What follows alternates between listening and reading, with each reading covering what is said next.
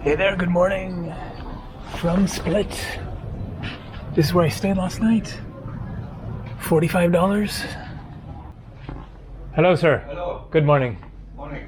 How are you? I'm doing great. How are you doing? Yeah. Excellent. It's okay. Everything was perfect. Okay. It was great. Thank you. Going to the boat, so.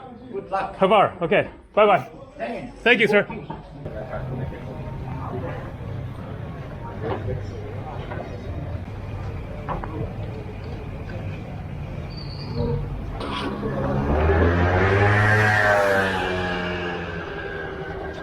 The lovely city of Split, and a incredible day. I arrived here yesterday from Serbia, Belgrade, as many of you know. Then I got out of there kind of spontaneously because of protests happening because of a lockdown due to rising cases of the coronavirus. And so after a week in Belgrade, even though I really wanted to explore more of the country and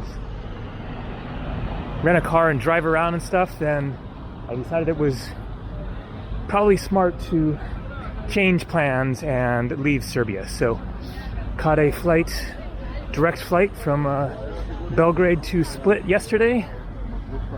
It was a very cheap flight, just $120 including luggage and everything, and this is a scene, and a very welcomed one. Howdy, man, what's happening? So I'm walking over to catch a boat out to the islands of Croatia, and it's right out there somewhere. This is the main waterfront and port for Split. You can see all of these restaurants along here. They are very expensive, but you get the view of the harbor and these amazing palm trees. Not seeing any coconuts on them, so not sure if maybe they were all cut down.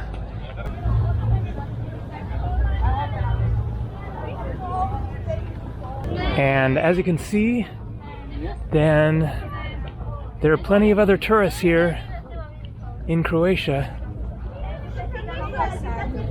Croatia is fully open. I'll get over here and show the restaurants and the little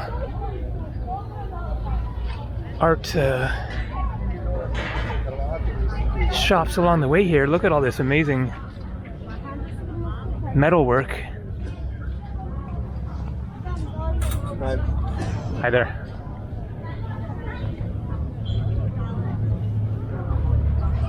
Just a few days ago, then I saw a news article that Croatia was now open to Americans. I don't believe it had been before that in June. Today is July 9th.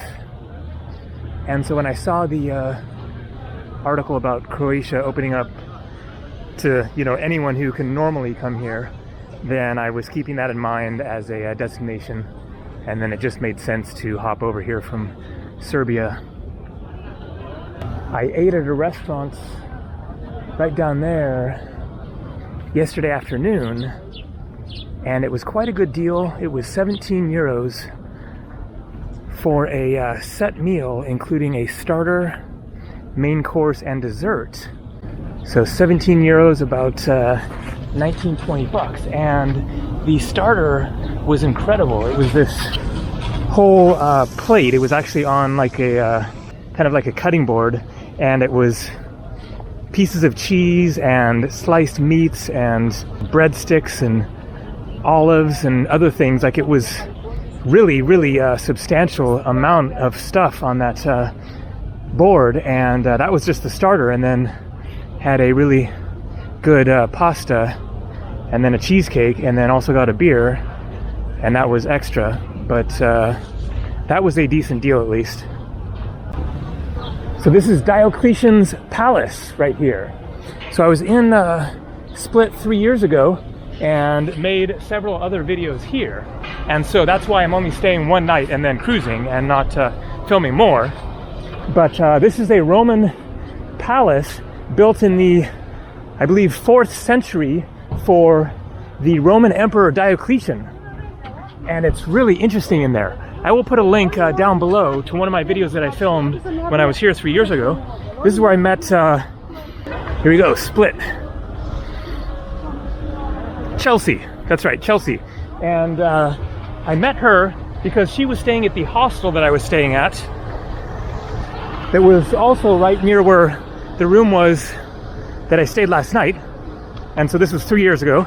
Then I met this girl, Chelsea, at the hostel, and I arrived at this hostel, and it was just like a regular, like, residence type of a building along the lanes there. And I knocked on the door, and somebody answered the door, and it was Chelsea, and I had no idea who she was. The name of the hostel, I forget what it was called, but it was like somebody's name hostel. And so I said to her, "Oh, are you whatever that name was of the hostel?" Because I thought she was maybe the owner or something. And no, it turned out she's an American woman who was traveling here on her own, and we ended up going on a day tour together and explored around Split and stuff. So anyways, let's find out if this is the boat. And also, I'll mention that in case this video looks a little different from previous ones, then I am filming with my new DJI Osmo action camera that I bought in Portland when I was there several weeks ago, but I hadn't gotten around to using it. So I'm excited to see how this footage comes out and see how it compares to the GoPro that I've been filming with for years, the GoPro 8 and then the 7 before that, and I've had a bunch of the GoPros, but this will be kind of a little bit of a interesting change in the camera setup. All right, not sure if this is the boat, then they aren't going yet. Split, Milna, Hvar, Korčula, MLJet, Dubrovnik. All right, that might be the boat there.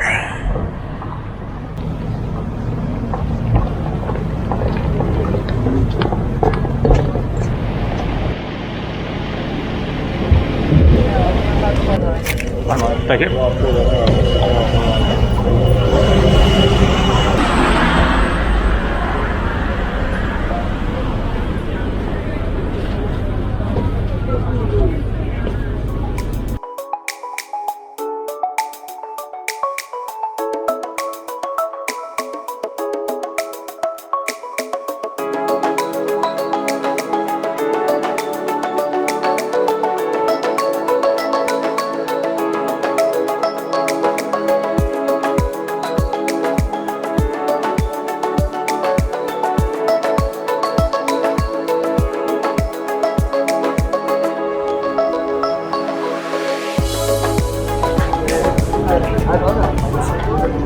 Look at this place. Holy crap. Incredible. This is Hvar town. I've got a room reserved here. Somewhere up these like winding little streets. Out kind of maybe up there. And look at the castle up above the port here. Oh my god, this is just stunning. So the last time that I came to Croatia, I mentioned that I went to Split, but I didn't make it out to the islands, so decided this was a pretty good place to chillax for a while. Really looking forward to exploring more of this island beyond just the touristy main town here. It's a pretty good sized island, so lots to see. So one of the things that really blows my mind is I travel around the Balkan countries. So far I've been to Slovenia, Croatia, Montenegro, Bosnia and Herzegovina, and Serbia. I haven't been to North Macedonia yet, or Kosovo. So I've seen most of the Balkans, and it just kind of blows me away how more than 30 years ago roughly, then this was Yugoslavia, and there was just so little known about Yugoslavia. I mean, I'm American, so of course Europeans would have had more acquaintance with it, but as an American, then Yugoslavia was just kind of this, nobody knew what was there, basically. And I was here in Europe in 1990 when I was 18, my first time traveling abroad, and I was in Greece, and I was considering traveling up through Yugoslavia to get back to Western Europe, because I had a flight out of London at the end of the summer going back to California, and from Greece I was seriously considering hitchhiking through Yugoslavia, because I had a Eurail pass for Europe, but it wasn't valid for Yugoslavia.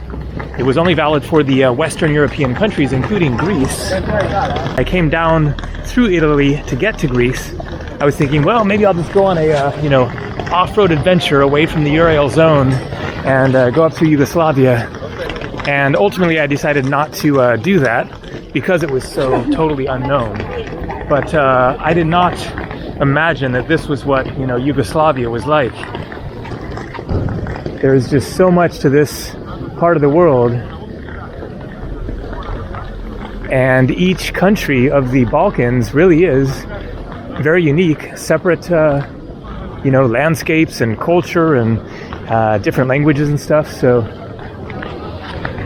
this is an area of the world that I am more than happy to come back to and keep seeing and exploring more of this very fascinating region. Hello. Hello. Just looking at the menu here. Of course, sir. You have some fresh juice? Yes, fresh orange juice, fresh lemonade. Yeah. Are you still making like omelets or anything, or? Yeah, we can make. Might be possible, yeah? Yeah. Okay, great. I'll take a seat. Thank you.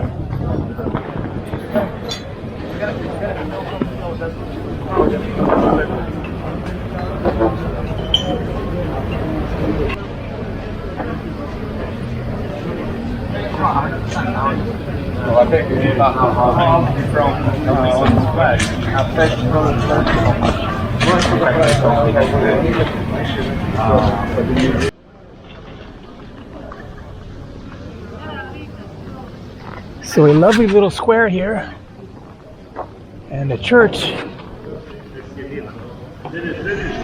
I'm going to assume that normally this little town is absolutely jam-packed with tourists, so this is like the best time to be here, really, when it is fairly peaceful. And so I now have to find my bed and breakfast, hotel, guest house, whatever you want to call it, which is back in this winding maze of alleys. All right, let's see how this works out. True taste of Dalmatia. I guess I'm in Dalmatia.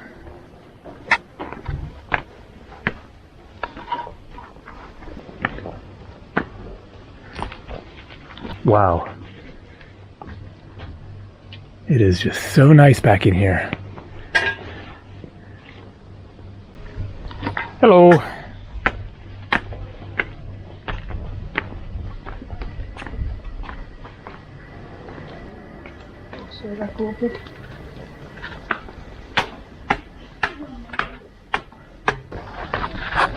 It is just so Mediterranean, so classic. Really reminds me a lot of the Greek islands in some ways, and yet also very different.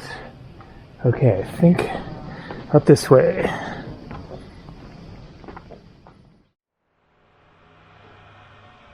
And room tour.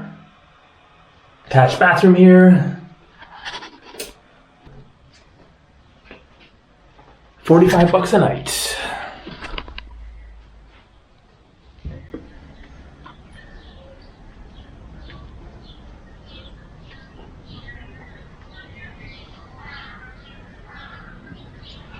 Alright, that's gonna do it for now. Lots more coming from beautiful Hvar Island. See ya.